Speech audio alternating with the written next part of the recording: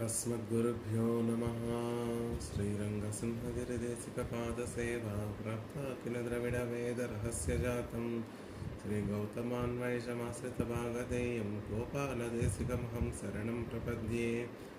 श्रीमद्गौतमवंशनायकमणेर्गोपालसूरेसुतं तत्पादाम्बुजलब्धयुग्मनिगमान्तार्धं सुशीलं सदा सद्विद्याविनयादिसद्गुणनिधिं स्वाचार्यनिष्ठान्वितं वन्दे वैष्णवभूषणं तमनकं श्रीरङ्गरामानुजं कौशिकान्वयसञ्जातं वेङ्कटार्यतनूभवं वेदान्ताचार्यसच्शिष्यं मुरैवर्लुगुरुं भजे।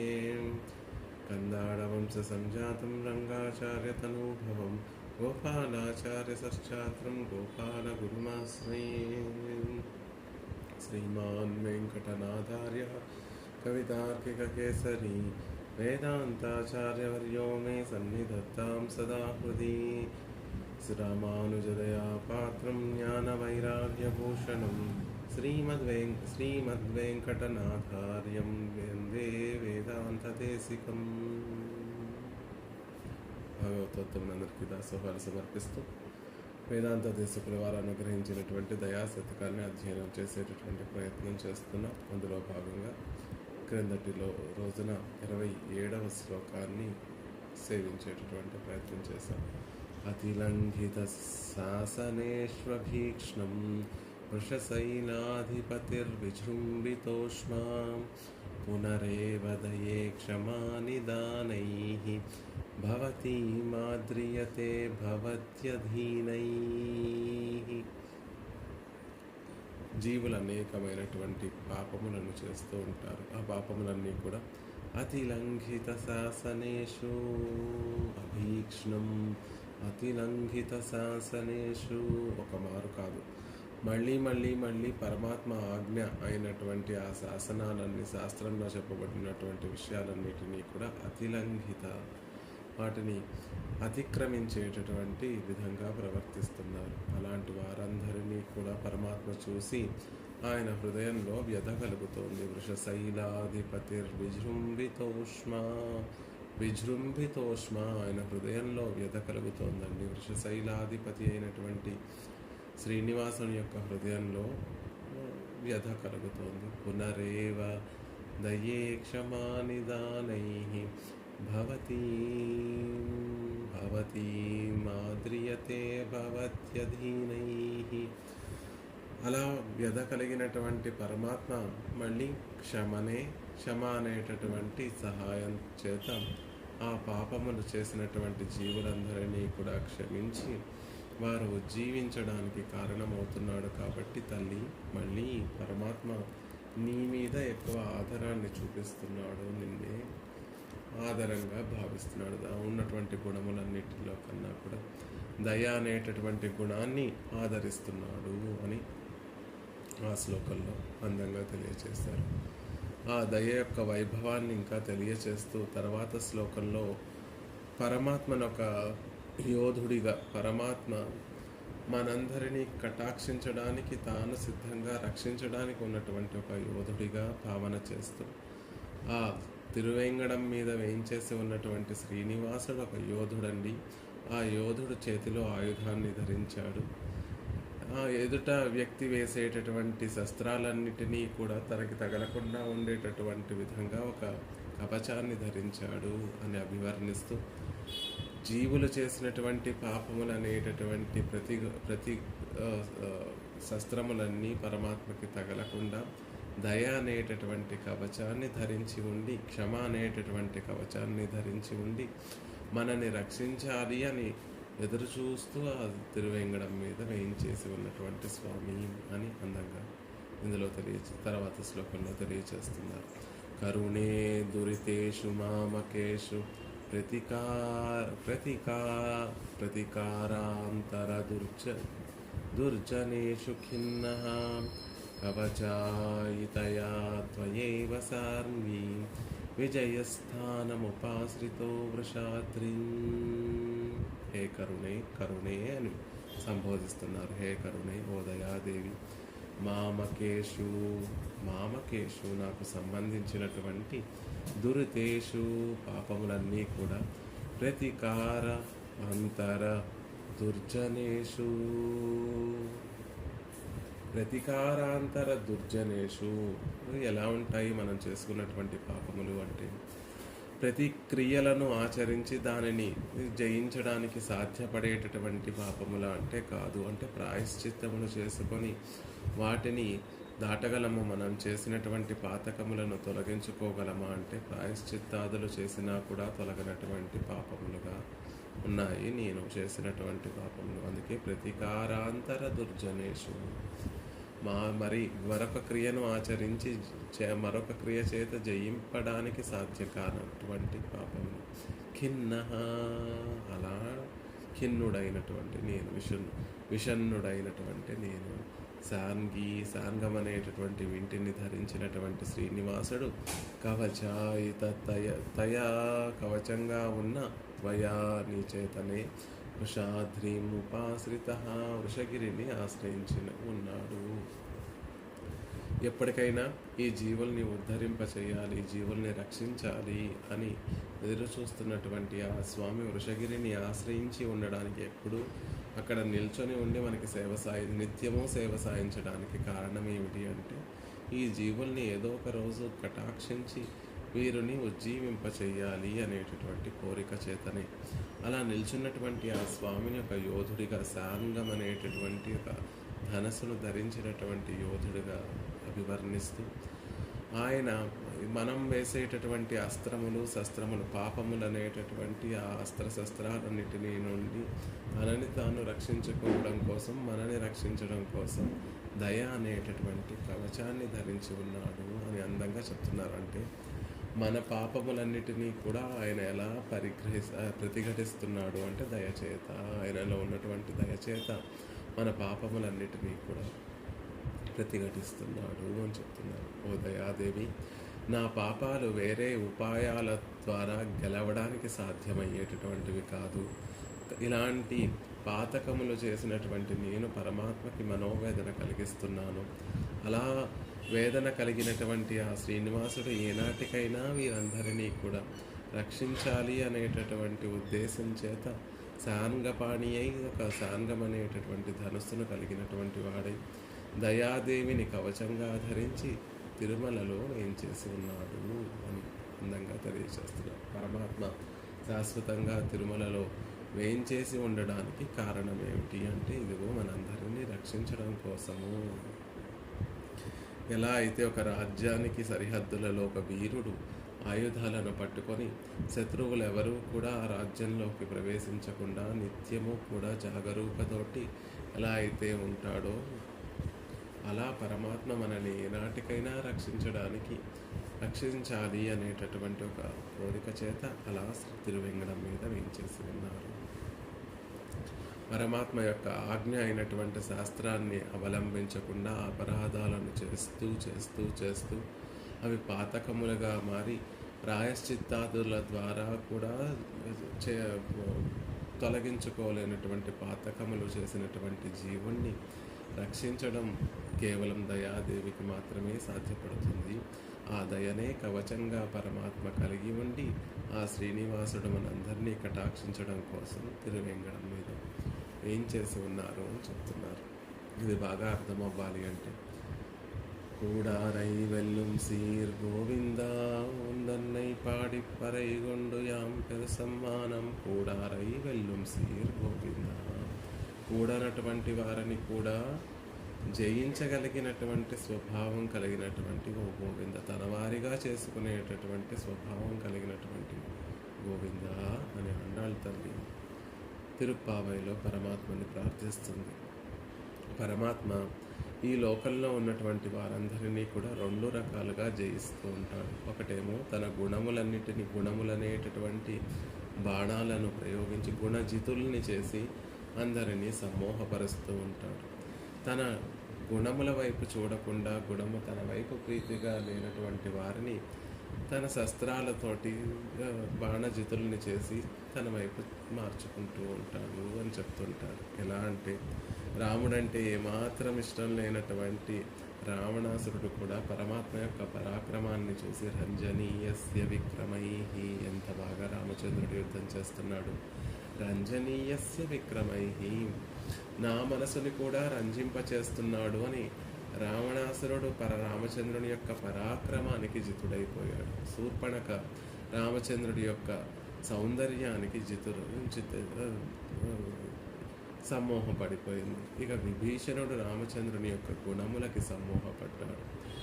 రాక్షసులైనప్పటికీ కూడా రామచంద్రుని యొక్క వైభవాన్ని తెలుసుకున్నటువంటి మారీచుడు రామో విగ్రహవాన్ ధర్మ, రామచంద్రుడు ధర్మానికి రూపాన్ని ఇస్తే అది రామచంద్రుడు అవుతాడండి అని రామచంద్రుని యొక్క వైభవాన్ని కొనియాడేటట్టుగా తరుణౌ రూప సంపన్నౌ సుకుమారౌ మహాఫలం, తన ముక్కు చెవులు కోసినటువంటి రామలక్ష్మణు మీద కోపం ఉన్నటువంటి శూర్పణఖ కరదూషణాది రాక్షసుల దగ్గరికి వెళ్ళి వారిని నిందించకుండా తరుణౌ రూప సంపన్నౌ అని రామచంద్రుని యొక్క సౌందర్యాన్ని, లక్ష్మణస్వామి యొక్క సౌందర్యాన్ని కొనియాడే అంత విధంగా రామచంద్రుని యొక్క ప్రభావం, వైభవం ఉంటుంది. అలా కూడారై వెల్లుం సీర్ గోవింద, కూడనటువంటి వారిని కూడా నీ గుణములతో, నీ పరాక్రమంతో జయించేటటువంటి స్వభావం కలిగినటువంటి వాడా అని ఆండాళ్ళ తల్లి ప్రార్థించినట్టుగా ఇక్కడ పాపములు చేసి ఆయన దగ్గరికి ఆశ్రయించినప్పుడు దయ అనేటటువంటి దానిని ఉపయోగించి పరమాత్మ రక్షించాలి అనే భావనతోటి తిరుమల మీద శ్రీనివాసుడిగా వేయించేసి ఉన్నాడు అనేటటువంటిది శ్లోకం యొక్క తాత్పర్యం.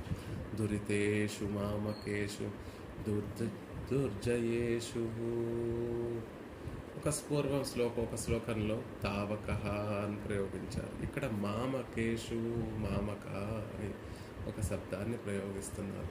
తాము చేసినటువంటి పాపములు సామాన్యమైనటువంటివి కాదు. దురితేషు మామకేషు దుర్జయేషు మహాపాతకములు అని చెప్తున్నారు. ఎంత ఔన్నత్యము, ఎంత నమ్రత, నైత్యానుసంధానము. ఇతరులు చేసినటువంటి పాపములు అని చెప్పడం లేదు.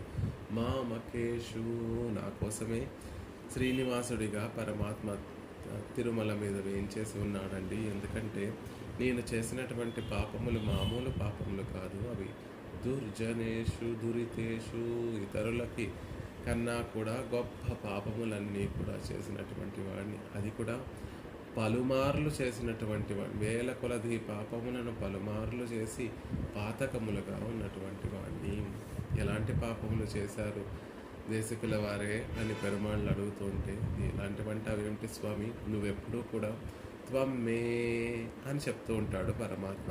నీవు నావాడివి అని పాపం ఆయన నోరు తెరిచి చెప్పలేకపోయినా అనేక మార్లు వేదాల ద్వారా, భగవద్గీత ద్వారా, ఉపనిషత్తుల ద్వారా, గీత ద్వారా, అన్నిటి ద్వారా ఆయన తెలియచేసేటటువంటి విషయం ఏమిటంటే జీవుణ్ణి ఉద్దేశించి నువ్వు నావాడివి త్వమ్మే అని పరమాత్మ చెప్తూ ఉంటాడు. దానికోసం ప్రయత్నిస్తూ ఉంటాడు. కానీ మనమందరం ఏమని చెప్తూ ఉంటాం? త్వమ్మే కాదు స్వామి, అహమ్మే, నేను స్వతంత్రుణ్ణి అని పరమాత్మకి సమాధానం చెప్తాం. అని పరమాత్మకి ఎదురు చెప్తాం. నీవాడిని అని ఆయన పాపం, నావాడివి నువ్వు అని ఆయన పాపం ఎన్నో విధాలుగా భావన చేసి మనల్ని పొందడానికి ప్రయత్నిస్తూ ఉన్నప్పటికీ కూడా లేదు స్వామి, నేను స్వతంత్రుణ్ణి అని చెప్పి ఆయనకి అందకుండా, ఆయనకి దొరకకుండా వెళ్ళిపోతూ ఉంటాం. అలా వెళ్ళిపోతున్నటువంటి వారిని పరమాత్మ ఏనాటికైనా తన వారిగా చేసుకోవడం కోసం తిరుమల మీద వేయించేసి ఉన్నాడు. ఎలా ఉంటుంది అంటే, ఈ అహమ్మే అనేటటువంటి ఒక్క మాట చాలండి ఆయన మా హృదయానికి తగిలేటటువంటి ఒక శస్త్రంలా ఉంటుంది. మనం చెప్పేటటువంటి ఆ భావనే, మనం చేసేటటువంటి ఆ భావనే, మనం చెప్పేటటువంటి ఆ మాటే పెద్ద బ్రహ్మాస్త్రంలా వెళ్ళి ఆయన హృదయానికి తగులుతూ ఉంటుంది. అలా పాపాలన్నీ కూడా బాణాలై పరమాత్మ యొక్క హృదయాన్ని గాయపరచడానికి సిద్ధంగా ఉంటాయి. అలాంటి పాతకములన్నిటినీ కూడా చేసినటువంటి వారు. ఇలా మనమందరం చేసేటటువంటి పాతకములనేటటువంటి బాణాలు ఆయన హృదయానికి తగలకుండా ఆయన ఒక కవచాన్ని ధరించాడు. అదే దయ అనేటటువంటి కవచం, క్షమ అనేటటువంటి, క్షమించడము అనేటటువంటి కవచము అని చెప్తున్నారు. ప్రతీకారాంతర దుర్జనేషు ఖిన్నః. వేదమే చెప్తోంది కదండి, చేసినటువంటి పాపాలను ప్రాయశ్చిత్తాది కర్మల చేత తొలగించుకోవచ్చు అని చెప్తోంది కదా. మరి అలా తొలగించుకోవడానికి ఎందుకు తొలగించుకోవడే ప్రయత్నం చేయడం లేదు అంటే, అవి తొలగించడానికి ప్రాయశ్చిత్తాదులు చేసినా కూడా తొలగనటువంటి గొప్ప పాపం, అతి క్రూరమైనటువంటి పాపం. ప్రతీకారాంతర దుర్జనేషు ఖిన్నః. కురతాళ్వాన్ అందంగా క్షణార్థక. జీవుడు ఎలాంటి వాడు అంటే, ఒక 2 నిమిషాల్లో చేసినటువంటి పాపాలు కల్పకోటి కాలం దాకా జన్మలెత్తి అనుభవించిన తీరిపోవడానికి సాధ్యపడనటువంటి పాపాలు మనం ఒక్క క్షణంలో, అరక్షణంలో అలాంటి పాపాలు చేస్తాం. ఎదురుగుండా ఉన్నటువంటి భాగవతోత్తములను చూసి ఏదైనా ఒక చెడ్డ భావన మనసులో చేశామే అనుకోండి పొరపాటున, అది చేయడానికి ఎక్కువసేపు ఆ భావన రావడానికి మన మనసులో ఎక్కువసేపు పట్టలేదు. కానీ ఆ చేసినటువంటి పాపం ద్వారా పొందేటటువంటి ఫలం ఏదైతే ఉందో అది అనుభవించడానికి కల్పకోటి శతం కల్పములు జన్మలెత్తినా కూడా అనుభవించే అంత పాపాలను క్షణకాలంలో చేసేస్తూ ఉంటాము. ఇలాంటి పాపాలకి ప్రాయశ్చిత్తాలు ఉంటాయా అంటే ఉండవు సుమా. కానీ శాస్త్రం చెప్తోంది, పాపం అనేటటువంటి సముద్రాన్ని ప్రాయశ్చిత్తాది కర్మలను ఆచరించి శోషింపచేయచ్చు, దాన్ని ఎండింపచేయచ్చు అని చెప్తోంది. కానీ ఎలా ఉంటుంది అంటే, ఆ ప్రాయశ్చిత్తాది కర్మలను ఆచరించేటప్పుడు కూడా మనం ఎన్నో లోపాలు చేస్తూ ఉంటాం. పాపాలకి ప్రాయశ్చిత్తాది కర్మలుగా పుణ్యతీర్థాలలో స్నానం ఆచరించడం, దానం, జపం, తపోహోమాది, దానము, జపము, తపము, హోమము ఇత్యాది కార్యములన్నీ కూడా చేసి ఆ పాపాలని తొలగించుకోవచ్చు. కానీ ఈ కర్మలన్నీ ఆచరించేటప్పుడు మళ్ళీ ఎన్నో లోపాలు చేస్తూ ఉంటాం. ఇప్పుడు హోమం చేయాలి అంటే హోమంలో ద్రవ్యము శుద్ధిగా ఉండాలి, చేసేటటువంటి వారు శుద్ధిగా ఉండాలి, చేయించేటటువంటి క్రియలో ఎటువంటి లోపము, మంత్రములో, స్వరములో, వర్ణములో ఇత్యాది వాటిలలో లోపాలు లేకుండా ఉండాలి. అప్పుడే అది సక్రమమైనటువంటి కర్మ అవుతుంది. కూడినటువంటి పాపాలను ప్రాయశ్చిత్తాది హోమాల ద్వారా తొలగించుకుందామంటే ఆ హోమం చేసేటప్పుడే అనేక దోషాలు చేస్తూ ఉంటాం, అనేక దోషాలను సంభవిస్తూ ఉంటాయి. కాబట్టి ఏదో ప్రాయశ్చిత్తాది కర్మలు చేసుకున్నటువంటి పాపాలను పోగొట్టుకుందామంటే అది సాధ్యపడదండి. పాపరాశి అలా మేరు పర్వతంలా పెరిగిపోవడం తప్ప మరొకటి లేదు చెప్తున్నారు. ఇలాంటి ఈ పాపరాశి అంతా కూడా ఆనాడు రామచంద్రుడి మీదకి, ధర్మాత్ముడైనటువంటి రామచంద్రుడు ఒక్కడే ఒకవైపు, కరదూషణాది 14,000 మంది రాక్షసులందరూ కూడా మరొక వైపు. ఈ రాక్షసులు అధర్మపరులు, వారు ఎలాంటి ముందు ధర్మపరమైనటువంటి యుద్ధం చేసేటటువంటి వారు కాదు. రామచంద్రుడేమో ధర్మాత్ముడు, ఒక్కడే ఉన్నాడు ధర్మాత్ముడు. రామచంద్రుడేమో ధర్మబద్ధంగా మాత్రమే యుద్ధాన్ని చేసేటటువంటి వాడు. ఇలాంటి ఇంతమంది రాక్షసుల్ని రామచంద్రుడు ఒక్కడే ఎలా ప్రతిఘటిస్తాడు అనేటటువంటి బెంగ ఆనాడు అక్కడికి వచ్చినటువంటి మహర్షులందరికీ కలిగిందట.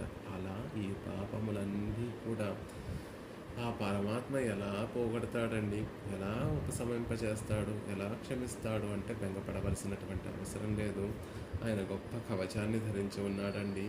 దయ అనేటటువంటి కవచం, క్షమ అనేటటువంటి కవచాన్ని ధరించినటువంటి సాంగపాణి ఆయన. ఇష్టప్రాప్తిని, అనిష్ట నివారణను కలిగించేటటువంటి బాణములను ప్రయోగించగలిగినటువంటి ధనస్సును పట్టుకున్నాడు. కానీ అవతల వ్యక్తి వేసేటటువంటి బాణములన్నిటినీ కూడా, పాపములనేటటువంటి శరములను ప్రతిఘటించడానికి క్షమ అనేటటువంటి గుణం పరమాత్మ దగ్గర ఉంది, దయ అనేటటువంటి గుణం పరమాత్మ దగ్గర ఉంది అని అందంగా తెలియజేస్తున్నారు. ఆనాడు కరదూషణాది రాక్షసులు 14,000 మంది సంఖ్యలో ఉన్న ఒక్క బాణం చేత రామచంద్రమూర్తి, ఒక్క ముహూర్త కాలంలో రామచంద్రుడు వారందరినీ కూడా భస్మీపటలం చేసేసి విజయలక్ష్మిని పొందాడు. గుర్తులేదా? వాల్మీకి మహర్షి ఎంత అందంగా చెప్తాడు అంటే, ముహూర్త కాలంలో రామచంద్రుడు ఒక్కడే ఆ 14,000 మంది రాక్షసులని కూడా ఎలా అయితే నిరసించాడో, ఎలా అయితే మహర్షులకి ఆనందాన్ని కలిగించాడో, ఎలా అయితే విరాట్టి ద్వారా ఆలింగనాన్ని పొందాడో, అలా మనందరినీ కూడా రక్షిస్తాడు అని అందంగా తెలియచేస్తున్నారు. ఆనాడు రామచంద్రుడు ఆ 14,000 మంది రాక్షసుల్ని కూడా సంహరించగానే రక్తసిక్తమైంది ఆయన తిరుమేని, నల్లని నీలమేఘ శ్యామ వర్ణంలో ఉండేటటువంటి ఆ సుందరమైనటువంటి తిరుమేని రాక్షసులు ప్రయోగించినటువంటి ఆ శస్త్రములు అస్త్రములకి తగిలి అక్కడక్కడ రక్త బిందువులతో ఉంది. ఆ నీలమేఘ శ్యామ వర్ణం, రక్తసిగ్ధమైనటువంటి ఆ నీలమేఘ శ్యామ వర్ణ సుందర దివ్యమంగళ విగ్రహం ఎలా ఉంది అంటే, బాగా వికసించినటువంటి కలువ పూల సరోవరంలా కనిపించిందట సీతమ్మ తల్లికి. ఆవిడ వీరపత్ని. పరమాత్మ ఒక్కడే 14,000 మంది రాక్షసులందరినీ కూడా జయించి విజయలక్ష్మితోటి విరాజిల్లేటటువంటి ఆ శ్రీరామచంద్రుని మూర్తిని చూసిన తర్వాత ఇక ఆ తల్లి యొక్క హృదయం ఆగలేదండి. తం దృష్ట్వా శత్రుహంతారం మహర్షీణాం సుఖావహం బభూవ హృష్టా వైదేహి భర్తారం పరిషస్వజే. తం దృష్ట్వా శత్రుహంతారం, శత్రువులందరినీ కూడా అంతమొందించినటువంటి ఆ రామచంద్రుణ్ణి దృష్ట్వా చూసింది సీతాదేవి.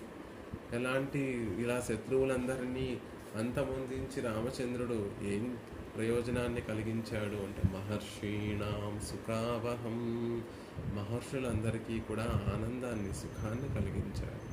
కాబట్టి బభూవ హృష్టా వైదేహి, విదేహ రాజకుమార్తె అయినటువంటి వైదేహి సీతాదేవి హృష్ట, ఆనందించటం మాత్రమే కాదు, బభూవ హృష్ట, బాగా ఆనందాన్ని, గొప్పదైనటువంటి ఆనందాన్ని పొందినటువంటి ఆవిడై పరుగు పరుగున వచ్చి ఎక్కడో కొండ గుహలో ఉన్నటువంటి ఆవిడ రామచంద్రుడు విజయలక్ష్మితోటి విరాజిల్లుతూ ఉంటే ఆ దివ్యమంగళ విగ్రహంలో ఉన్నటువంటి శోభను చూసి ఆనంద పారవస్యం చేత మహర్షులందరికీ కూడా ఆనందాన్ని కలిగించినటువంటి వాడు అని సంతోషపడి భర్తారం పరిషస్వజే, భర్తను పరిషస్వజే, బాగుగా ఆలింగనం చేసుకుంది అని అందంగా మహర్షి ఆ సన్నివేశాన్నంతటినీ కూడా అనుగ్రహిస్తున్నారు.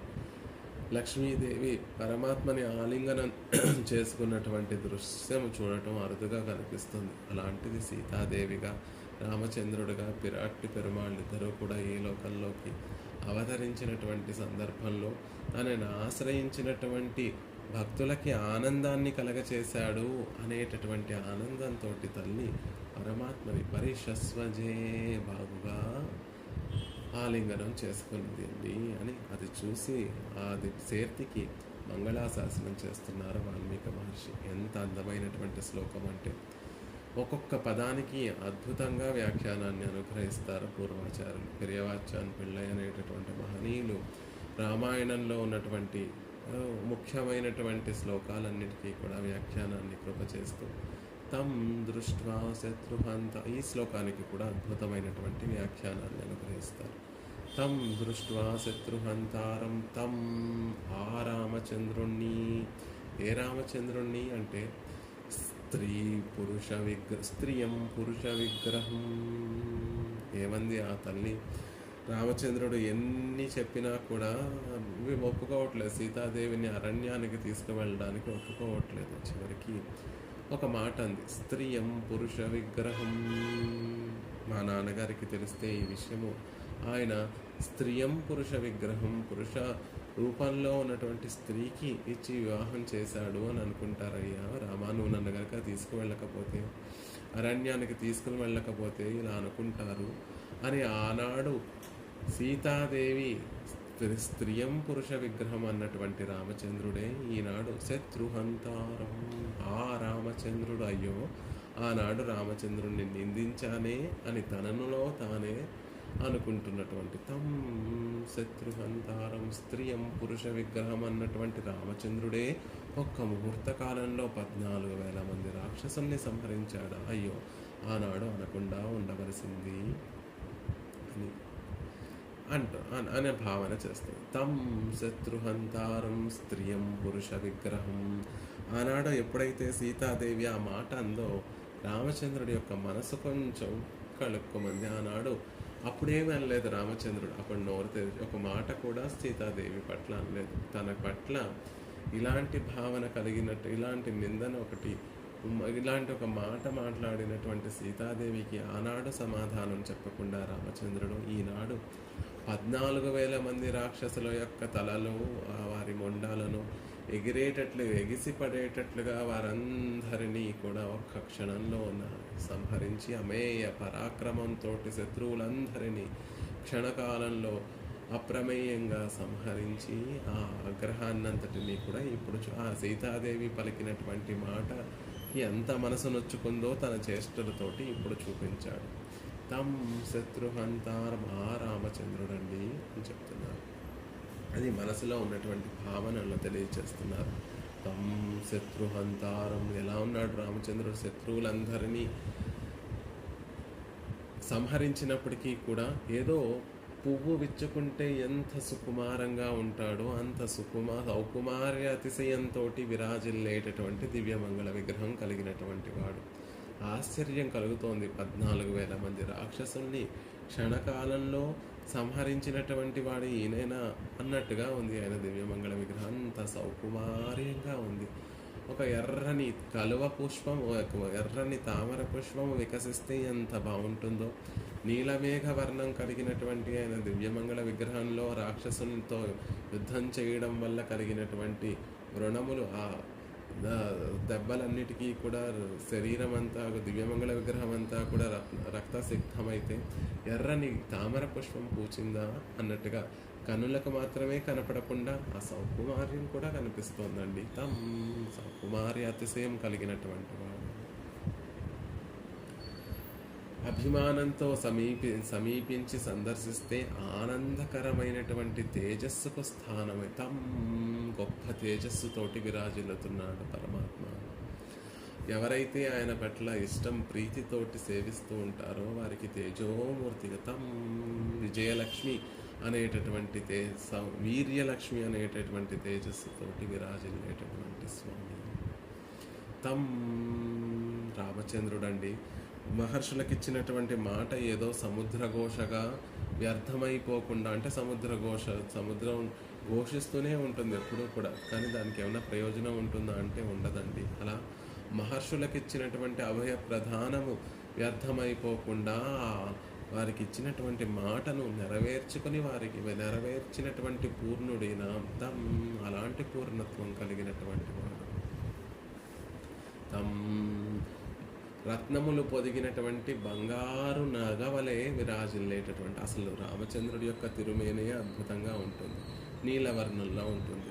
కేవలం నీలవర్ణంలో కాకుండా ఇప్పుడు అక్కడక్కడ ఎర్రటి రత్నములన్నీ కూడా పొదిగినట్లుగా నీలవర్ణము ఎర్రటి వర్ణము రెండు కూడా కలిపి గొప్పగా విరాజిల్లుతున్నటువంటి వాడు. అలాంటి దివ్యమంగళ విగ్రహం కలిగినటువంటి ఆ శ్రీరామచంద్రుణ్ణి దృష్ట్వా ఎలా చూసింది సీతాదేవి అంటే అంత అందంగా చెప్తారు. అంటే బాగా ఎండాకాలంలో శ్రమ పడుతున్నటువంటి వ్యక్తి నల్లటి కలువ పూల మాలికలను ధరిస్తే చల్లగా ఉంటుంది అని తామర పూల మాలికలను, కలువ పూల మాలికలను ధరిస్తూ ఉంటారు. తాపం ఎక్కువైపోతే పన్నీరులో మంచి గంధంలో ముంచినటువంటి పునల్ల కలువ పూల మాలికల్ని ధరిస్తూ ఉంటారు. రామచంద్రుడు 14,000 మంది రాక్షసుల్ని యుద్ధం చేసి సంహరించడం వల్ల కలిగినటువంటి ఆ శ్రమనంతటినీ కూడా తీసేసేటట్టుగా తల్లి చూస్తోంది. తన చూపులను రామచంద్రుని వైపు ప్రసరింపచేస్తోంది. ఆ చూపులు సీతాదేవి యొక్క కటాక్షములు రామచంద్రుడికి ఎలా ఉన్నాయి అంటే నల్ల కలువ పూల మాలికలను పన్నీరు జల్లులో ముంచి ధరిస్తే ఎంత ఆహ్లాదంగా ఉంటుందో అలా ఒక్కసారి తన క్రీగంటి చూపులతోటి రామచంద్రుడిని చూసింది సీతాదేవి. దృష్ట్వా వాళ్ళు చూపులు పన్నీరులో ముంచినటువంటి నల్ల కలువ పూల మాలికల వెళ్ళి ఆయనని చేరాయట. ఆనాడు శివధనుర్భంగం చేసినప్పుడు నా చేతిలో ఉన్నటువంటి పుష్పమాలికలను ఆయన వక్షస్థలానికి సమర్పించాను, కానీ సమర్పించింది సీతాదేవి. కానీ ఈనాడు తన చూపులనేటటువంటి ఆ పూల మాలికలన్నిటినీ, నల్ల కలువ పూల మాలికల్ని పరమాత్మ యొక్క వక్షస్థలానిలో సమర్పించింది. అసలు ఆవిడ కన్నులే ఎలా ఉంటాయి అంటే అసితేక్షణ, నల్ల కలువ పూల మాలిక అని ఎందుకంటున్నారు అంటే, ఆవిడ అసితేక్షణ, నల్లటి కన్నులు కలిగినటువంటి, చల్లటి కన్నులు నల్లని ధనము చల్లని ధనాన్ని తెలియజేస్తుంది. కాబట్టి అసలే నల్లటి కన్నులు కలిగినటువంటి ఆవిడ నేత్రములు నల్ల కలువలలా ఉన్నాయి. చల్లని ధనము కలిగినటువంటి ఆవిడ ఆ నల్ల కలువ పూల మాలికను పన్నీటి జలులలో తడిపినట్లుగా ఉన్నాయి. అలాంటి నల్లటి చల్లని తిరునేత్రములతో చూస్తోంది, కటాక్షిస్తోంది సీతాదేవి. తన వాలు చూపులతోటి రామచంద్రుడికి కలిగినటువంటి శ్రమనంతటినీ కూడా తగ్గించేటట్టుగా చేస్తోంది, ఉపశమించేటట్టుగా చేస్తోంది. దృష్ట్వా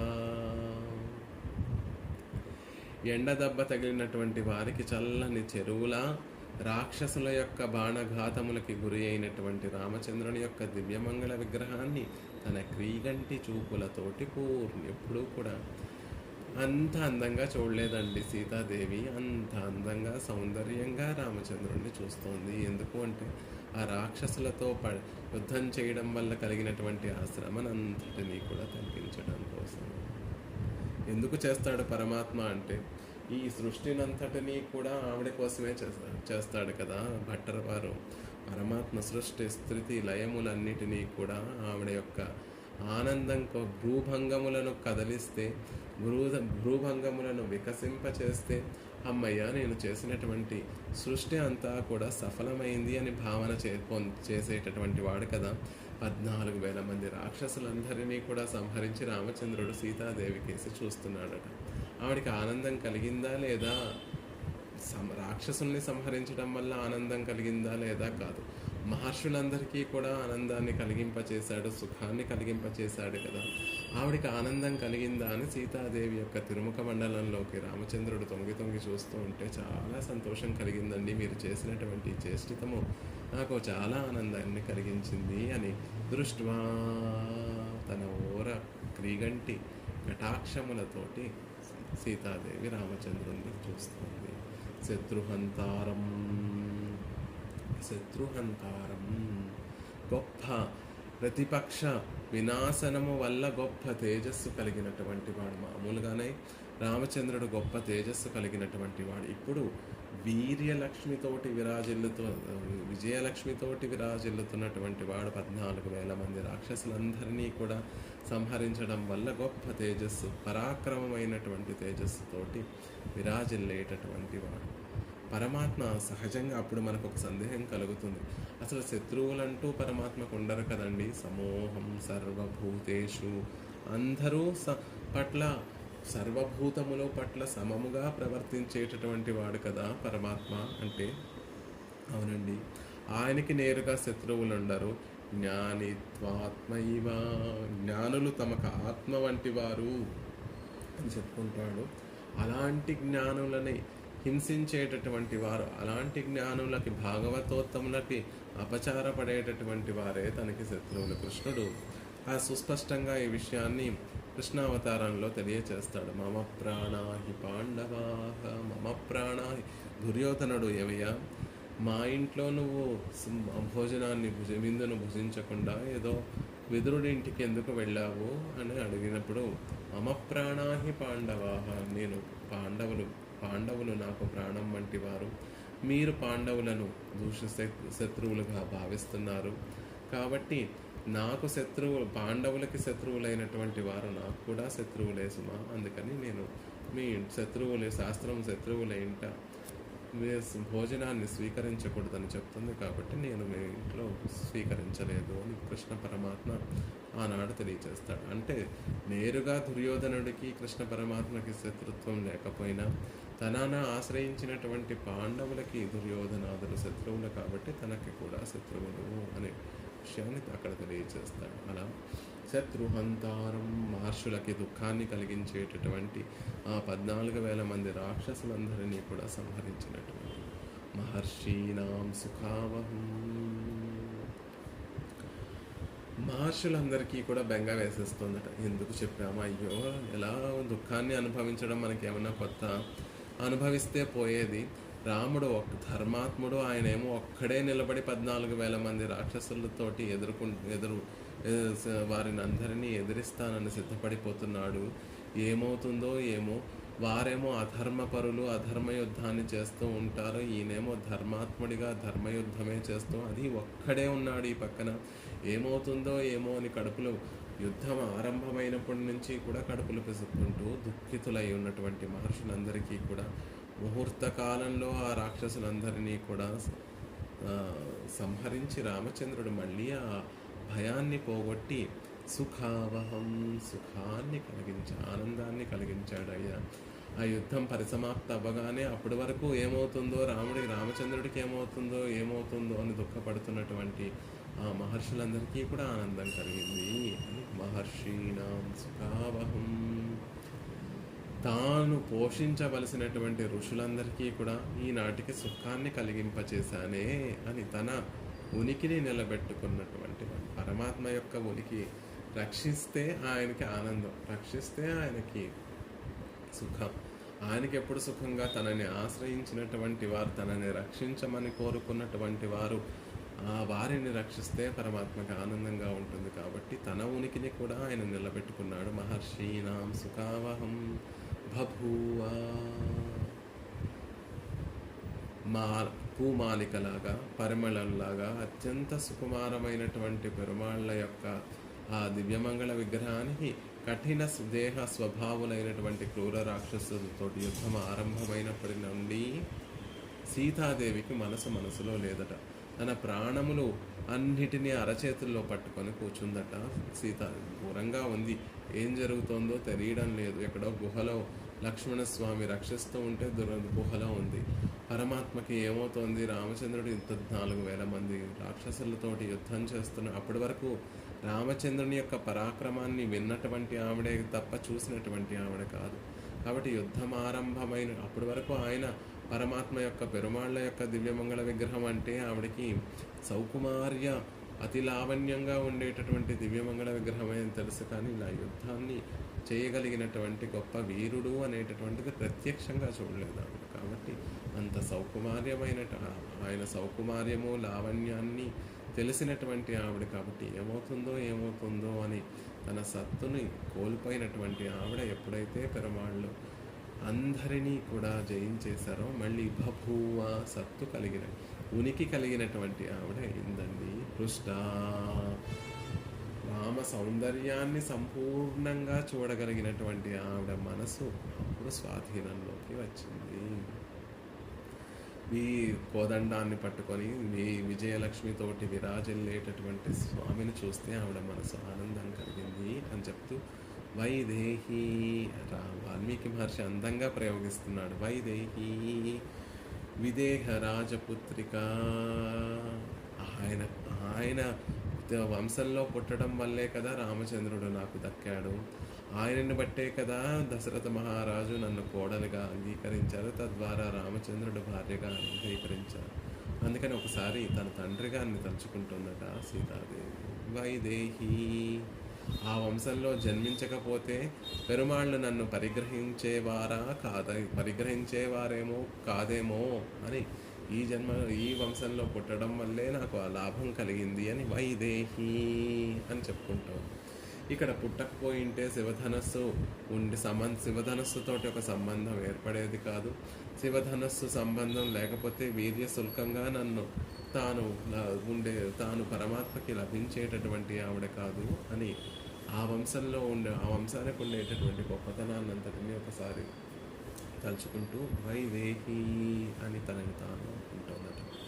శివధనుర్భంగం మాత్రమే కాదు, నన్ను తమ వంశాన్ని పెరుమాళ్ళకి దాసులుగా మా తండ్రి గారు చేయకపోయి ఉంటే ఈనాడు పరమాత్మ యొక్క సౌందర్యాన్ని వీర్యాన్ని సేవించేటటువంటి భాగ్యం నాకు కలుగుతుందా అనే విషయాన్ని తలుచుకుంటూ వైదేహి అని తనని తాను సంభావిస్తున్నట. ఇంకొక మాట కూడా అనిపించింది, పుంసాం దృష్టి చిత్తాపహారిణం అన్నట్లుగా సర్వలోకాన్ని సమ్మోహపరిచేటటువంటి సౌందర్యం కలిగినటువంటి వాడు రామచంద్రుడు. అయ్యో, ఈనాడు ఇంత గొప్ప సౌందర్యాన్ని నేనైతే సేవించగలుగుతున్నాను, మా నాన్నగారు సేవించలేకపోతున్నారే అని ఒక్కసారి తన తండ్రి గారు గుర్తొచ్చి, ఆడవాళ్ళందరికీ కూడా తాను ఏ సుఖాన్ని అనుభవిస్తున్నారో అది తమ పుట్టింటి వారు కూడా అనుభవించాలి అనేటటువంటి సహజమైనటువంటి ఒక కోరిక ఉంటుంది. కాబట్టి అయ్యో, మా నాన్నగారు సేవించలేకపోతున్నారే రామచంద్రుని యొక్క సౌందర్యము అని తన తండ్రి గారు గుర్తొచ్చి వైదేహి,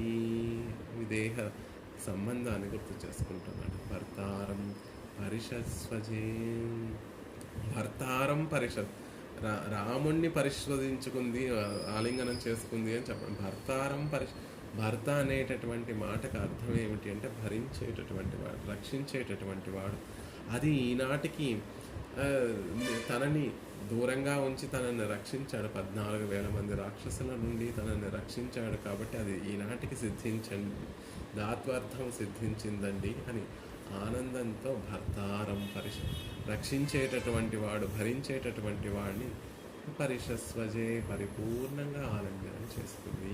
పూజ, సీతాదేవి అంటే పూజ, భూమి యొక్క పుత్రిక. భూమిని ఔషధాలకన్నిటికీ కూడా నిలయమైనటువంటిది భూమి. రామచంద్రుడికి ఆ బాణఘాతముల వల్ల కలిగినటువంటి గాయములన్నిటినీ కూడా తాను ఒకసారి గాఢాలింగనం చేసుకుంటే తాను భూదేవి యొక్క పుత్రిక కాబట్టి ఆ గాయములన్నిటినీ కూడా తగ్గి ఉపశమింప చేయడం కోసం పరిషస్వజే చక్కగా కౌగిలించుకుంది.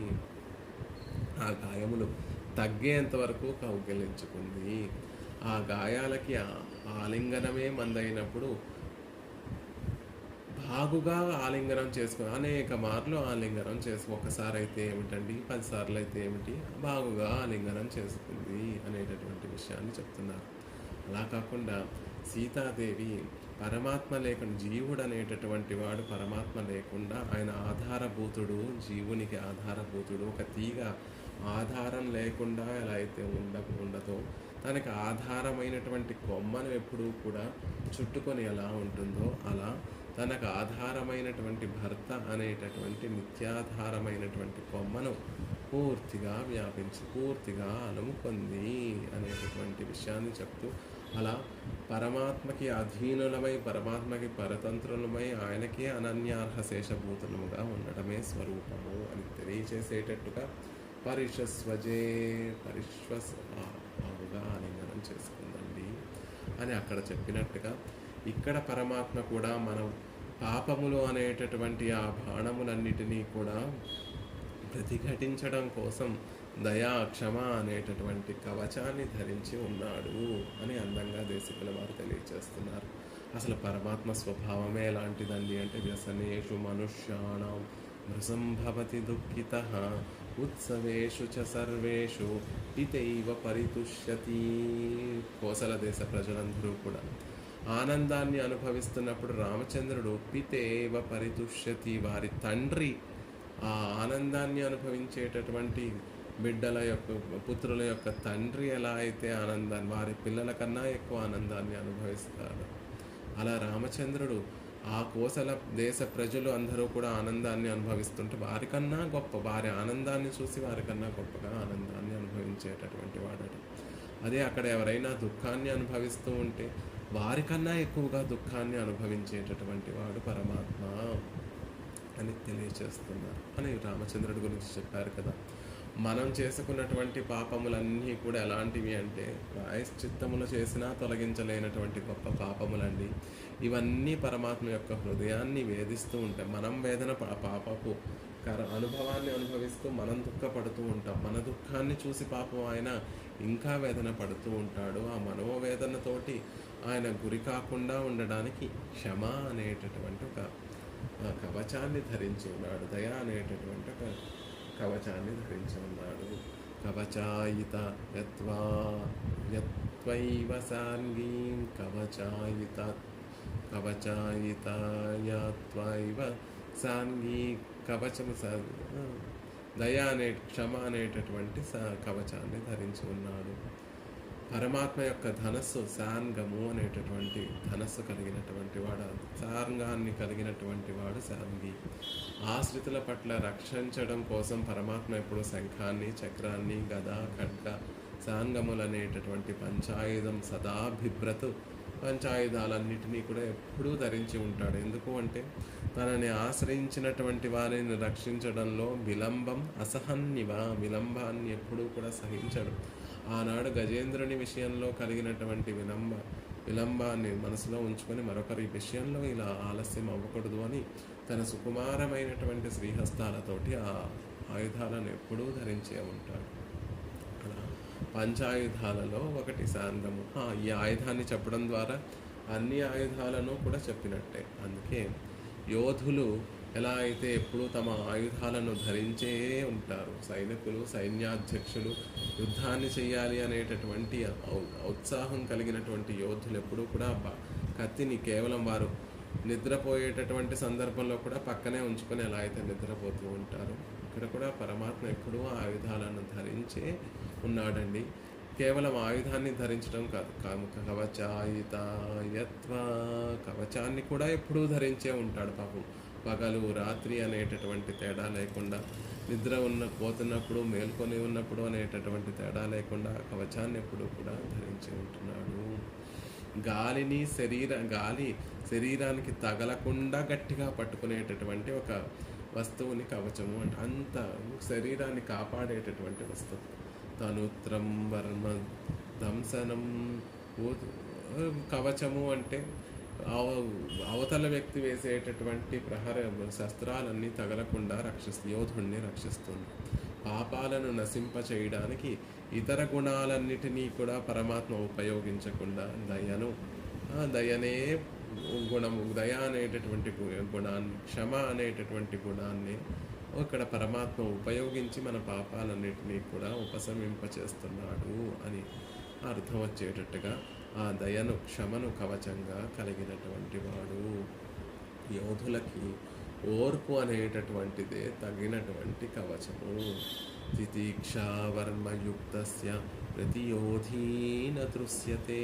ఓర్పు అనేటటువంటి కవచాన్ని ధరించినటువంటి యోధుడు ఎప్పటికైనా యుద్ధాన్ని గెలిచి తీరుతాడు అని చెప్తారు. అలా పరమాత్మ కూడా ఓర్పు అనేటటువంటి ఓర్పుగా వేచి చూస్తున్నాడు. ఒక్కసారైనా ఈ జీవుడు నా దగ్గరికి రాకపోతాడా, నా కోసమే రాకపోతాడా, ఇతన్ని సంరక్షించకపోతానా అనేటటువంటి విధంగా పరమాత్మ ఓర్పుతోటి క్షమ అనేటటువంటి కవచాన్ని ధరించి వేచి చూస్తున్నాడు.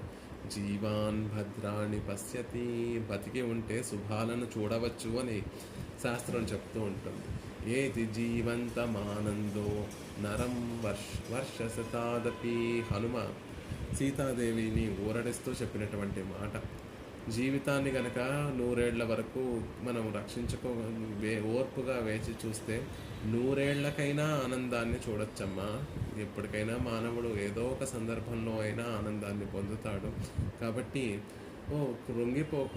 కృంగిపోయి విపరీత చర్యలు చేయకూడదు. జీవితాన్ని జాగ్రత్తగా కాపాడుకుంటూ ఉంటే ఈనాటికి కాపైనా మరొక రోజుకైనా ఆనందం కలుగుతుంది అని హనుమ చెప్పినట్టుగా సర్వేషు ప్రయత్నేన గిర్దుర్గం సమాశ్రయేత్. పరమాత్మ కూడా ఏమని చేస్తున్నాడు అంటే, ఒక రోజుకైనా ఈ జీవుడు మారకపోతాడా, ఒక రోజైనా నా దగ్గరికి రాకపోతాడా అని నన్నే కోరుకోకపోతాడా, నా పాదార విందములను ఆశ్రయించకపోతాడా అని ఒక పర్వతం మీద వేచి చూస్తున్నాడు జీవుల కోసము. ఎలా ఓర్పుతోటి వేచి చూస్తున్నాడు. మరి జీవులు ఉన్నటువంటి పాపాలన్నీ కూడా ఆయన మనసుని ఖేదపరుస్తున్నాయి కదా అంటే కాదండి. క్షమ అనేటటువంటి ఒక కవచాన్ని ధరించాడు, దయ అనేటటువంటి కవచాన్ని ధరించాడు. ఆ కవచం దగ్గరికి ఆ పాపములు అనేటటువంటి శరములన్నీ రాగానే అవి పూమాలికలుగా మారిపోయి పరమాత్మ పాదార విందాకు సుకృతములుగా, యాదృచిక సుకృతములు అలా మారిపోయి పరమాత్మ దగ్గరికి చేరిపోతున్నాయి. శాన్వీ విజయస్థానముపాశ్రితో వృషాద్రీ. అందరినీ రక్షించడం కోసం విల్లును, సాంగమనేటటువంటి విల్లును ధరించి విజయస్థానం ఉపాశ్రితో, విజయాన్ని కలిగించేటటువంటి తిరుమల అనేటటువంటి వృషశైలము అనే వృషాద్రి అనేటటువంటి ఆ కొండను ఆశ్రయించారు. ఆ కొండ ఎలాంటిది అంటే విజయాన్ని తప్పక లభింపచేస్తుందండి. ఎవరు వెళ్ళినా అక్కడ విజయం కలుగుతుంది. మానవులము మనం వెళ్ళినా అక్కడ విజయం కలుగుతుంది. పరమాత్మకి కూడా తీరనటువంటి కోరిక ఏమిటంటే జీవులందరినీ కూడా తన తన వారిగా చేసుకోవడం, అది కూడా అక్కడే లభిస్తుంది అని చెప్తున్నారు. యతో ధర్మ తతో జయ, ఎక్కడ ధర్మం ఉంటే అక్కడ జయం ఉంటుంది. వృషాద్రి అంటే ధర్మక్షేత్రం కాబట్టి ఆ ధర్మక్షేత్రంలో పరమాత్మ వేయించేసి ఉన్నాడు కాబట్టి ఓర్పుగా క్షమ అనేటటువంటి కవచాన్ని ధరించి వేయించేసి ఉన్నాడు కాబట్టి ఆయన కోరిక కూడా నెరవేరుతుందండి. జీవులందరినీ రక్షించడము అనేటటువంటి కోరిక కూడా నెరవేరుతుంది. అసలు కొన్నిసార్లు క్షేత్ర మహిమతోటే జయం లభిస్తుంది. మామకా పాండవాశ్చైవ కిమకు ధర్మక్షేత్రే కురుక్షేత్రే అని చెప్తూ మామకా పాండవాశ్చైవ, క్షేత్రము ఆ రోజు దుర్యోధనాదులు పాండవులు యుద్ధం చేసినటువంటి క్షేత్రము ధర్మమైనటువంటి క్షేత్రము. అందులో మామకాహని తన పుత్రులను తన అభిమానాన్ని పొందినటువంటి వారిగా తన పుత్రులను చెప్పుకున్నాడు. పాండవుల్ని దూరంగా పాండవాశ్చైవ అని పాండవులను తన వారు కాదు అనుకున్నాడు ధృతరాష్ట్రుడు చేత అభిమానింపబడినటువంటి వారు కాబట్టి ఆ దుర్యోధనాదులు అధర్మపరులు, వారిని ఆ క్షేత్ర మహిమ చేతే వారందరూ కూడా నశించిపోయారు. ధర్మక్షేత్రమైనటువంటి కురుక్షేత్రంలో వారు అధర్మపరులైనటువంటి మామకి వారందరూ నశించిపోయారు అని చెప్పినట్టుగా ఇక్కడ కూడా దేశికుల వారు అందంగా చెప్తున్నారు. వృషశైలమేమో ధర్మక్షేత్రం అండి. తిరువేంగడం తిరుమల అనేటటువంటిది ఒక ధర్మక్షేత్రము. నా పాపములని నేను మామకేషు అనుకుంటున్నాను. ఒక అధర్మపరుడు పాపాలు చేసేటటువంటి వాడి అభిమానాన్ని పొందినటువంటి ఏదైనా నశించిపోతుంది. నేను నా పాపాలను అభిమానిస్తున్నాను, మామకేషు అని చెప్పుకుంటున్నాను. కాబట్టి ధర్మక్షేత్రమైనటువంటి తిరువేంగడం మీద అవశ్యము ఈ పాపాలు నశించాలి అనేటటువంటి ఒక దృఢమైనటువంటి సంకల్పంతో వారు చేసినటువంటి పాపాలన్నిటినీ కూడా మామకేషు అని చమత్కారంగా వర్ణిస్తున్నారు. అలా బ్రహ్మాండంలో వెంకటాద్రితోటి సమమైనటువంటి దివ్యస్థానము మరొకటి లేదు. నాకు బ్రహ్మాండే నాస్తి కించన, వెంకటాద్రి సమస్థానం బ్రహ్మాండే నాస్తి కించన అన్నట్టుగా వెంకటాద్రిని మించినటువంటి స్థానం లేదు. కాబట్టి ఇక్కడ అవశ్యము పరమాత్మ ఎదురు చూసేటటువంటి ఆ పని తప్పక కలుగుతుంది. ఎలాంటిది అంటే ఈ తిరువేంగడము వజువిలాడిమై సేయ వేండుం, నా క్షణకాలం కూడా విడిచిపెట్టకుండా కైంకర్యాన్ని సమర్పించుకోవడం, సకల విధ కైంకర్యములు సమర్పించుకోవడం కోసం పెరుమాళ్ళు వేయించేసి ఉండేటటువంటి స్థానం ఇది. బ్రహ్మాది దేవతలందరూ కూడా ఆకాశం నుండి పైది లోకాల నుండి దిగి వస్తారు. సామాన్యులమైనటువంటి మనమందరం కూడా తిరువేంగడాన్ని ఎక్కి పరమాత్మకి కైంకర్యాన్ని సమర్పించుకోవడం కోసం వారు వీరు అనేటటువంటి తారతమ్యములు లేకుండా అందరూ కైంకర్యములు సమర్పించుకోవడం కోసం ఉన్నటువంటిది. సమర్పించాలి అంటే సత్వగుణం కలగాలంటే ఆ ప్రకృతి, ఆ తిరువేంగడం మీద ఉన్నటువంటి ప్రకృతి మహిమ లాంటిదండి. సత్వగుణాన్ని ప్రేరేపించేటటువంటి విధంగా ఉంటుంది అక్కడ ప్రకృతి రమణీయత. ఇక్కడ ఇంట్లో ఉన్నంత కాలము రాజసంతో తామసంతో ఉన్నటువంటి మనం ఎప్పుడైతే ఆ తిరువేంగడానికి చేరుతామో తెలియదు. ఆ ఆహ్లాదకరమైనటువంటి స్థాన మహిమ, క్షేత్ర మహిమ చేత మన మనసులో తెలియకుండానే సత్వగుణం పెరిగిపోతుంది. వెంటనే పరమాత్మను సేవించాలి, ఆయనకి అంజలి ఘటించాలి, ఆయనకి అర్చన చేయాలి, ఆయనకి దాసోహ సమర్పణం చేయాలి అని అక్కడ ఉన్నటువంటి వాతావరణమే మనల్ని ప్రేరేపిస్తున్నట్టుగా ఉంటుంది. అలా ఆ పరమాత్మకి కైంకర్యం చేస్తూ శ్రీనివాస గోవింద అని నామస్మరణ చేస్తూ ఆ పరమాత్మ యొక్క దయా తరంగాలన్నిటినీ కూడా అనుభవిస్తూ ఉంటారు అక్కడికి చేరినటువంటి జీవులందరూ అని తెలియచేస్తూ, అలా పరమాత్మ తన దగ్గరికి జీవులందరినీ రప్పించుకోవాలి అని వేచి చూస్తూ ఉంటాడు. తన దగ్గరికి చేరినటువంటి జీవులందరినీ ఉద్ధరింపచేయాలి అని వేచి చూస్తూ ఉంటాడు. ఎలా వేచి చూస్తున్నాడు అంటే, ఒక యోధుడిలాగా శాంగం అనేటటువంటి వింటితోటి కవచాయితయా త్వయైవ శాంగి విజయస్థానముపాశ్రితో వృషాద్రీం అని అందంగా ఈ శ్లోకంలో దేశకుల వారు తెలియజేస్తున్నారు.